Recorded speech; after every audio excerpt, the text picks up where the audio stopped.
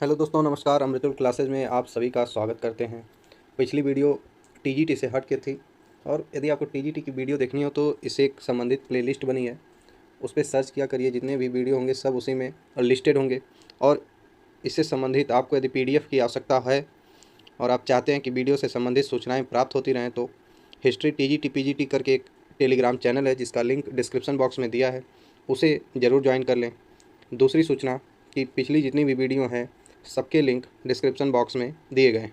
अगर आपको प्लेलिस्ट खोजने में दिक्कत होती है तो आप इसके डिस्क्रिप्शन बॉक्स में जाएं और वहां से संबंधित वीडियो पे जो लिंक दिया है उससे जा कर के उस वीडियो को देख सकते हैं। पेट की जो वीडियो थी हिंदी की मैराथन क्लास, उसको भरपूर प्यार मिला। 1K से ज़्यादा लोगों ने उसे देखा, अभी भी लोग देख रहे हैं। यदि आप भी उसे देखना चाहते हैं और पेट से रिलेटेड आप हैं तो उस वीडियो को ज़रूर देखें, निश्चित ही वह आपके आने वाले एग्ज़ाम में सहायता करेगी।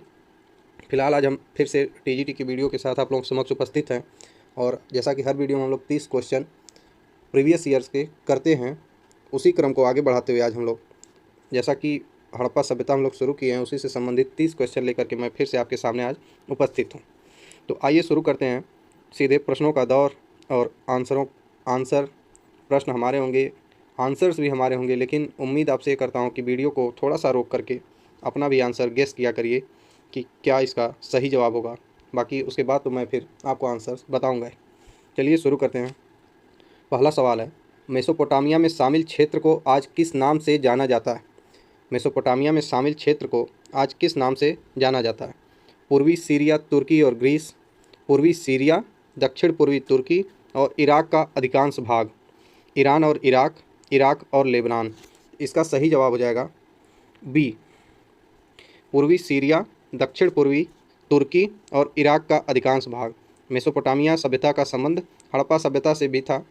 वहाँ की कुछ वस्तुएं यहाँ पर और यहाँ की कुछ चिन्ह या मुद्राएं वहाँ पर प्राप्त हुई हैं, जिससे यह अनुमान लगाया गया था कि दोनों में व्यापारिक संबंध था। तो मेसोपोटामिया जो वर्तमान में है वह पूर्वी सीरिया, दक्षिण पूर्वी तुर्की और इराक का अधिकांश भाग है। अगले क्वेश्चन पे बढ़ते हैं। सिंधु घाटी सभ्यता की खोज किस वर्ष की गई? सिंधु घाटी सभ्यता की खोज किस वर्ष की गई? तो 1921 में दयाराम साहनी जो पुरातत्व विभाग है उसके पहले भारतीय अध्यक्ष या निर्देशक थे 1931 में। उन्होंने 1921 में सिंधु घाटी जो स्थल है हड़प्पा उसकी खोज की थी। और कहाँ की थी? रावी नदी के बाएं तट पर।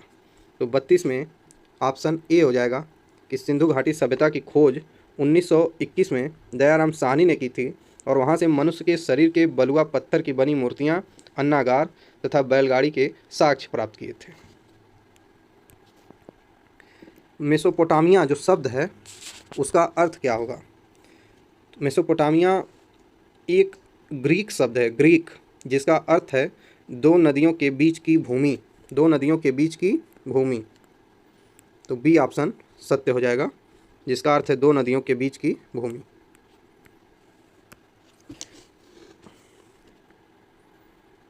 अगला क्वेश्चन, प्राचीन मेसोपोटामिया के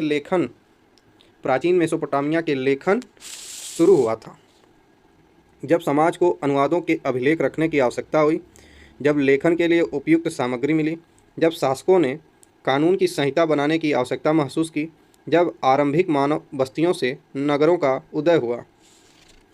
प्राचीन मेसोपोटामिया के लेखन की शुरुआत तब हुई जब आरंभिक मानव ने बस्तियों से नगरों की शुरुआत की। अंकन लिपि, क्यूनिफॉर्म लिपि, किलाक्षर विश्व में लिखने की प्राचीनतम विधियों में से एक है। कौन कौन सी? अंकन लिपि, क्यूनिफॉर्म लिपि या किलाक्षर लिपि, ये प्राचीनतम विधि है। इस लिपि का प्रयोग सबसे पहले 30वीं शताब्दी ईसा पूर्व में सुमेर सभ्यता में उभरा था।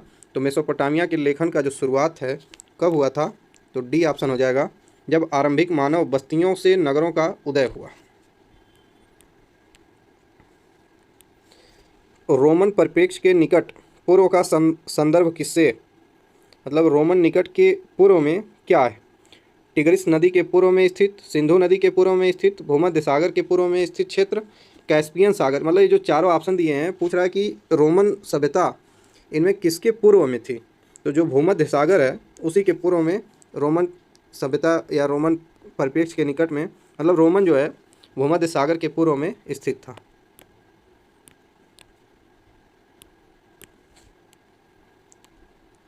सिंधु घाटी सभ्यता का उद्घाटन अभी तक नहीं किया गया। उनकी भाषा के बारे में कोई जानकारी नहीं है। अभिलेखों की छोटी लंबाई, द्विभाषा लेखों की अनुपस्थिति। इसमें मतलब सिंधु घाटी सभ्यता का जितना भी विवरण है अभी पूरी तरह से स्पष्ट नहीं है। ऐसा क्यों? तो उसमें कारण बता रहा है कि उनकी भाषा के बारे में कोई जानकारी नहीं है। तो उनकी भाषा जो है भाव चित्रात्मक लिपि है। कैसी लिपि है? भाव चित्रात्मक। अथक प्रयासों के बाद भी उसे पढ़ा नहीं जा सका है। अभिलेखों की छोटी लंबाई, ये भी सत्य है, छोटे छोटे अभिलेख मिले हैं। द्विभाषा लेखों की अनुपस्थिति, केवल वही चित्र बनाए गए हैं, बाकी किसी अन्य भाषा का जो है प्रमाण वहाँ पर उपस्थित नहीं है। तो तीनों कथन सत्य हैं और इस हिसाब से डी ऑप्शन 1, 2 और 3 सत्य होगा। निम्नलिखित में से कौन सा उत्तर प्रदेश का स्थल सिंधु सभ्यता का केंद्र नहीं है? इसमें कौन सा ऐसा स्थल है जो सिंधु उत्तर प्रदेश का हो और सिंधु सभ्यता से संबंधित नहीं है? तो इसमें पहला ऑप्शन है हुलास, सोथी, आलमगीरपुर, कोल्डी हवा। सिंधु सभ्यता के प्रमुख स्थल है, लेकिन इनमें से एक नहीं और वह है कोल्डी हवा। कोल्डी हवा जो है वो इलाहाबाद के क्षेत्र में स्थित है। इलाहाबाद क्षेत्र में स्थित है कोल्डी हवा और यह सिंधु सभ्यता का स्थल नहीं है, यह पाषाणकालीन स्थल है। पाषाणकालीन स्थल है कोल्डी हवा। बाकी हुलास, आलमगीरपुर, सोथी, ये तीनों, हुलास कहाँ है? सहारनपुर में है। तीनों उत्तर प्रदेश के विशेष स्थल हैं जिनका संबंध सिंधु सभ्यता के केंद्र से। मेसोपोटामिया में निम्नलिखित में किस भाषा ने सुमेरियन भाषा को प्रतिस्थापित किया? मेसोपोटामिया में निम्नलिखित में किस भाषा ने सुमेरियन भाषा को प्रतिस्थापित किया? Assyrian, Akkadian, Aramaic, Greek. तो मेसोपोटामिया की सबसे पुरानी भाषा सुमेरियन भाषा थी। सबसे पुरानी भाषा कौन सी थी? सुमेरियन भाषा थी। और 2400 ईसा पूर्व के बाद धीरे धीरे अक्कदी भाषा एक थी, अक्काडियन लैंग्वेज ने सुमेरियन को प्रतिस्थापित कर दिया। तो इसमें बी ऑप्शन सत्य है। निम्नलिखित में उस क्षेत्र की पहचान कीजिए जहां सिंधु सभ्यता के पूरा स्थल नहीं मिले। उस क्षेत्र की पहचान कीजिए जहां सिंधु सभ्यता के स्थल नहीं मिले। तो बलूचिस्तान, मेहरगढ़ यही है। उत्तर पश्चिमी सीमावर्ती प्रांत का पहाड़ी क्षेत्र, निम्न हिमालय क्षेत्र, उत्तरी महाराष्ट्र। तो सिंधु सभ्यता के पूरा स्थल जो है वो निम्न हिमालय क्षेत्र में अभी तक नहीं पाए गए। बलूचिस्तान में मेहरगढ़ तथा सुतकांगडोर जहाँ से घोड़े का अवशेष मिला था। उत्तर पश्चिमी सीमावर्ती प्रांत का पहाड़ी क्षेत्र में जो उत्तर पश्चिमी क्षेत्र है यहाँ पर आपको मिला है कालीबंगा, जहाँ से चूड़ियों के साक्ष्य मिले हैं। तथा उत्तरी महाराष्ट्र में दाइमाबाद तथा इनाम गांव। तो बलूचिस्तान से मेहरगढ़ तथा सुतकांगडोर, उत्तरी पश्चिमी सीमावर्ती प्रांत का पहाड़ी क्षेत्र में कालीबंगा तथा उत्तरी महाराष्ट्र में दाइमाबाद तथा इनाम गांव से अवशेष प्राप्त हुए हैं, लेकिन निम्न हिमालय क्षेत्र से सिंधु सभ्यता से संबंधित कोई भी पूरा स्थल नहीं प्राप्त हुआ। सी ऑप्शन इसका सही है। गढ़े हुए पत्थर के सज्जा परत से युक्त किले की विशालकाय प्राचीर एवं पाषाण स्तंभों के अवशेष निम्नलिखित किस स्थल के दुर्ग क्षेत्र से प्राप्त हुए? गढ़े हुए पत्थर के सज्जा परत से युक्त किले की विशालकाय प्राचीर एवं पाषाण स्तंभों के अवशेष निम्नलिखित किस स्थल के दुर्ग क्षेत्र से प्राप्त हुए? इसका सत्य जवाब हो जाएगा धौलावीरा, जो गुजरात के कच्छ जिले में स्थित है। यहाँ से पत्थर के सज्जा परत, विशालकाय प्राचीर एवं पाषाण स्तंभों के अवशेष प्राप्त हुए थे। धौलावीरा की एक प्रसिद्ध विशेषता यह है कि यह 3 प्रमुख भागों में विभाजित था, जबकि हड़प्पा सभ्यता के अनेक स्थल 2 भागों में विभाजित थे। एक दुर्ग था, एक मतलब कुलीन वर्ग के लिए और एक सामान्य वर्ग के लिए बना था, लेकिन यह 3 प्रमुख भागों में विभाजित था धौलावीरा, जिसमें से 2 आयताकार दुर्गबंदी या प्राचीर दीवारों द्वारा पूरी तरह सुरक्षित थे। और ऐसी नगर योजना हड़प्पा के किसी भी स्थल में देखने को नहीं प्राप्त होती है और धौलावीरा को 40वें रामसर साइट के रूप में दर्ज किया गया है। निम्नलिखित में से किसकी जानकारी हड़प्पा सभ्यता काल में नहीं थी? किसकी जानकारी हड़प्पा सभ्यता काल में नहीं थी? पक्की ईंटें यहाँ से प्राप्त हुई हैं तो निश्चित इसकी जानकारी थी। दीवारों की इंग्लिश बॉन्ड प्रणाली, घोड़िया छत, वैज्ञानिक तरीके से बनाई गई मेहराब। तो वैज्ञानिक तरीके से जो मेहराब है वो हड़प्पा सभ्यता काल से प्राप्त नहीं हुई है। बाकी पक्की ईंटें चनोदड़ों से तथा दीवारों की इंग्लिश बांड प्रणाली कालीबंगा से प्राप्त हुई है। तो 41 में डी हो जाएगा सही जवाब। निम्नलिखित में से कौन सा एक पशु हड़प्पा सभ्यता में मौजूद था? कौन सा एक पशु हड़प्पा सभ्यता में मौजूद था? हड़प्पा सभ्यता के मोहनजोदड़ो से प्राप्त एक सील पर 3 मुख वाले देवता पशुपतिनाथ की मूर्ति मिली है। किसकी? पशुपतिनाथ, जिनका संबंध शिव से किया गया है, जोड़ा गया है। और यह मूर्ति मोहनजोदड़ो से प्राप्त हुई, जिसमें चारों ओर हाथी, गैंडा, चीता, भैंसा विराजमान हैं, लेकिन जिराफ, कंगारू, सियार इनका कहीं जिक्र नहीं है। यहाँ तक कि बैल का जिक्र प्राप्त होता है, लेकिन गाय का भी कोई जिक्र नहीं है। इसका सही जवाब हो जाएगा बी, हाथी। समाधान यच का संबंध किससे? पूर्व हड़प्पा संस्कृति, पूर्ण विकसित हड़प्पा संस्कृति, पूर्ण विकसित एवं परवर्ती हड़प्पा संस्कृति, परवर्ती हड़प्पा संस्कृति। तो हड़प्पा में प्राप्त हुए समाधि, जिसे समाधान यच नाम दिया गया है, उत्तर हड़प्पा काल, जो हड़प्पा का उत्तर हड़प्पा काल था, मतलब बीतता हुआ काल, या उसे परवर्ती हड़प्पा संस्कृति के नाम से जोड़ा जाता है। वहीं हड़प्पा में सभ्यता काल का एक कब्रिस्तान मिला है जो दक्षिण क्षेत्र में स्थित है। इसे R37 भी नाम दिया गया है। एक सभ्यता काल से कब्रिस्तान मिला है जिसे R37 नाम दिया गया है, और यह हड़प्पा काल में दक्षिण के क्षेत्र में स्थित है। लेकिन समाधान यच का संबंध परवर्ती हड़प्पा संस्कृति से है। इसमें डी ऑप्शन सही है। निम्न में से किस साइट को भारत की सबसे पुरानी कृषि बस्ती के रूप में जाना जाता है? इसका जवाब हमें लगता है कि अधिकांश लोग जानते हैं। मेहरगढ़, जो पाकिस्तान के बलूचिस्तान प्रांत के बोलन दर्रे के निकट स्थित है। यहाँ से कृषि के प्राचीनतम साक्ष्य या सबसे पुरानी कृषि बस्ती के प्रमाण प्राप्त हुए हैं। यह स्थान अस्थायी मानव आवास के रूप में प्रयुक्त हुआ था। तो इसका सही जवाब हो जाएगा ई, मेहरगढ़। दायमाबाद कहाँ है? महाराष्ट्र में। हुलास उत्तर प्रदेश में। कालीबंगा राजस्थान में। आलमगीरपुर मेरठ के उत्तर प्रदेश के मेरठ में स्थित है। निम्नलिखित हड़प्पा शहरों का उत्तर से दक्षिण की ओर सही भौगोलिक अनुक्रम क्या है? उत्तर से दक्षिण की तरफ इनको लगाना है, उत्तर से दक्षिण की तरफ इन्हें लगाना है। तो सर्वप्रथम हड़प्पा कहाँ है? पंजाब के मांटगोमरी जगह पे है। कालीबंगा कहाँ है? राजस्थान में है। मोहनजोदड़ो पाकिस्तान के सिंध के लरकाना ज़िले में है। लोथल गुजरात में है। तो सबसे पहले क्रम पे आएगा हड़प्पा, सबसे पहले क्रम पे आएगा। फिर उसके बाद आएगा कालीबंगा। कालीबंगा कहाँ स्थित है? राजस्थान में स्थित है। फिर इसके बाद आएगा मोहनजोदड़ो। फिर सबसे आखिर में आएगा लोथल। तो 1 3 2 4, 1 3 2 4, ऑप्शन नंबर बी। कालीबंगा में प्राप्त चबूतरे किससे निर्मित हैं? लकड़ी से, पत्थर से, मिट्टी की ईंटों से, लकड़ी और धातु से।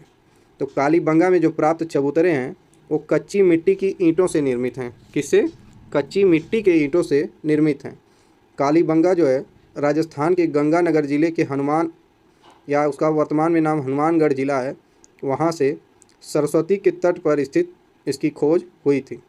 कालीबंगा की खोज अमलानंद घोष ने तथा उत्खनन बीबी लाल एवं बीके थापड़ ने किया। यहाँ से चूड़ी निर्माण केंद्र, लकड़ी की नाली, दुर्ग का द्विभागीकरण, पक्की सड़कें, जुता हुआ खेत आदि के साक्ष्य प्राप्त हुए। निम्नलिखित में से किसने बालाथल का उत्खनन किया? बालाथल राजस्थान में पड़ता है। इसका उत्खनन 1993 में वीएन मिश्रा ने किया था। यहाँ से हड़प्पा संस्कृति के समान मृदभांड पाए गए थे, और यहाँ से उत्तरकालीन हड़प्पा युगीन लोहे के औजार तथा लोहा गलाने की भट्टियाँ प्राप्त हुई थी। किसने किया था? वीएन मिश्रा ने। D option. पहले इन्हें अध्ययन करिए और इनका मिलान करना है। ताबूत समाधान कहाँ से प्राप्त हुआ? विस्तारित समाधान कहाँ से प्राप्त हुआ? संयुक्त समाधान, कलश समाधान। कुछ समाधान दिए और यह किन किन स्थलों से प्राप्त हुए हैं उन्हें बताना है।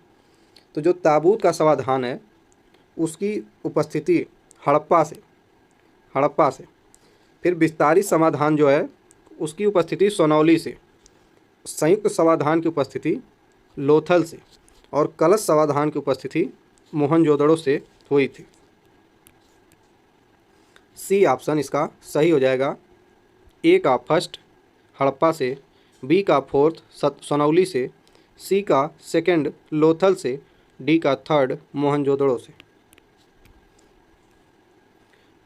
प्रसिद्ध सिंधु नदी की निम्नलिखित में से कौन सी सहायक नदियां अफगानिस्तान में अवस्थित थी? जो प्रश्न दिया गया है उसमें बताना है कि कौन सी सहायक नदी अफगानिस्तान में स्थित थी। हरिरुद, कुभा, क्रुम्मू, बितस्ता। तो इसमें बितस्ता को छोड़ दिया जाए तो बाकी सभी नदियां अफगानिस्तान में ही स्थित थी। इसका सही जवाब हो जाएगा ए, बी, सी, ऑप्शन नंबर सी। पाकिस्तान की सिंधु नदी एशिया की सबसे लंबी नदी में एक है। यह पाकिस्तान, भारत और चीन के माध्यम से बहती है। सिंधु की 5 उपनदी हैं जो पाकिस्तान व भारत के बीच विभाजित है। वितस्ता को वर्तमान में झेलम कहते हैं, अस्किनी को वर्तमान में चिनाब कहते हैं, परशुनी को रावी कहते हैं, बिपाशा को ब्यास कहते हैं, शतुद्री सतलज को कहते हैं। अफगानिस्तान में कुभा, क्रुम्मू, हरिरुद नदियाँ प्रवाहित होती हैं, जबकि बितस्ता अर्थात झेलम जम्मू कश्मीर में प्रवाहित होती है।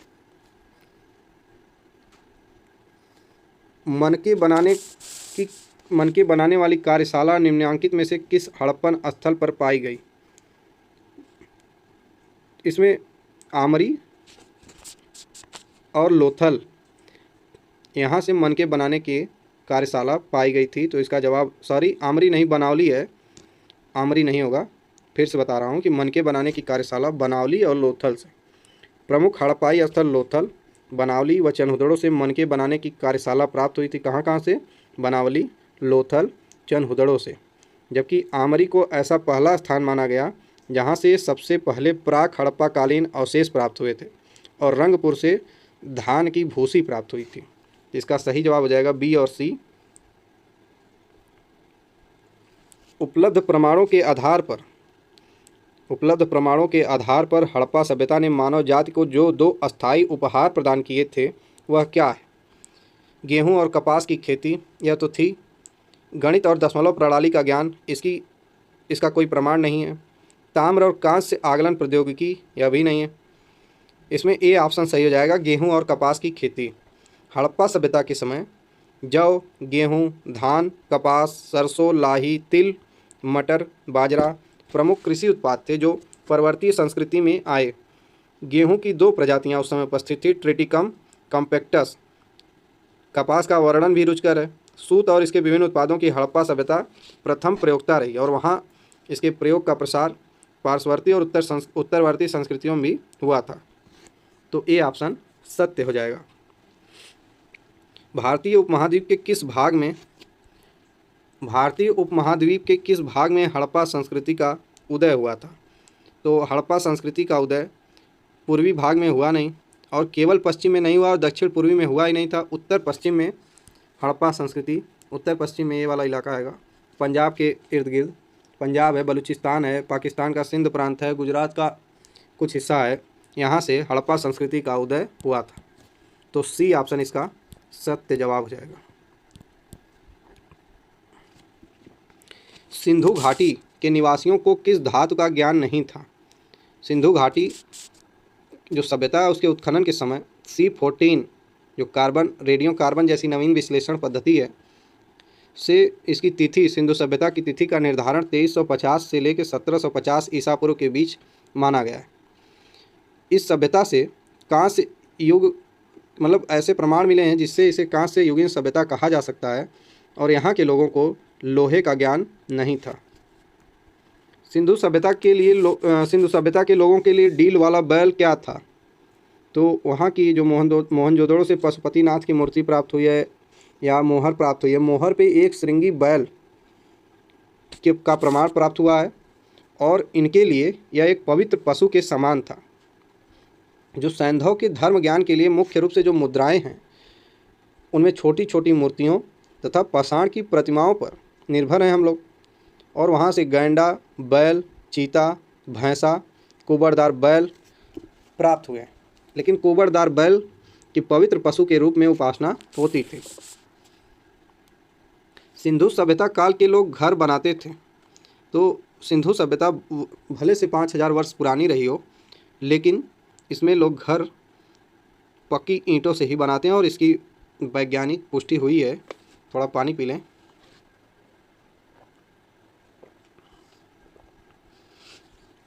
तो इसका ऑप्शन हो जाएगा डी, पक्की ईंटों से। हड़प्पा संस्कृति के किस स्थल में युग्म समाधान प्राप्त हुआ? युग्म समाधान कहाँ से प्राप्त हुआ? तो हड़प्पा सभ्यता के युग्म समाधान कालीबंगा और लोथल दोनों जगह से प्राप्त हुआ है और इसमें दोनों ऑप्शन सही है। लोथल से 3 युगल समाधियाँ, मतलब 3 ऐसी समाधि प्राप्त हुई जो युग्म थी, मतलब जोड़े में थी, और कालीबंगा से 2 युगल समाधियाँ प्राप्त हुई। लोथल से और क्या प्राप्त हुआ है? बंदरगाह, फारस की मुहर, घोड़े की लघु मूर्ण मूर्ति, और कालीबंगा से हवन कुंड, अग्निकुंड, अलंकृत ईंटें, हल के निशान, जुते हुए हल के साक्ष्य इत्यादि कालीबंगा से प्राप्त हुए। और इस सवाल का जवाब ए एवं बी दोनों माना गया था।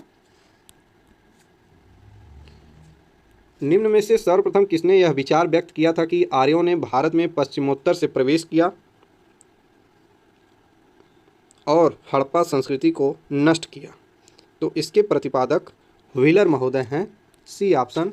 इन्होंने ही यह विचार व्यक्त किया था कि आर्यों ने भारत में पश्चिमोत्तर से प्रवेश किया और हड़प्पा संस्कृति को नष्ट कर दिया।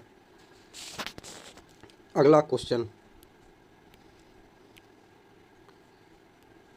प्रागैतिहासिक मिस्र, मेसोपोटामिया या पश्चिम एशिया के बारे में हम कुछ ऐसा भी नहीं जानते हैं जिसकी तुलना मोहनजोदड़ो के स्वनिर्मित स्नानागारों तथा नागरिकों के बड़े बड़े आवासों से की जा सके।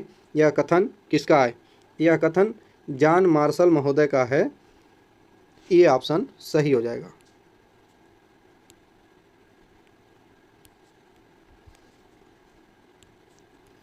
भारत की निम्नलिखित पुरातात्विक संस्कृतियों को उनके कालानुक्रम के अनुसार व्यवस्थित करिए। निम्नलिखित तिथियों को उनके कालानुक्रम के अनुसार व्यवस्थित करिए। तो सबसे पहले आ जाएगा कोटदीजी संस्कृति, ए ऑप्शन। फिर कायथा संस्कृति, डी ऑप्शन। फिर आ जाएगा मालवा संस्कृति, सी ऑप्शन। फिर जोरवे संस्कृति, बी ऑप्शन।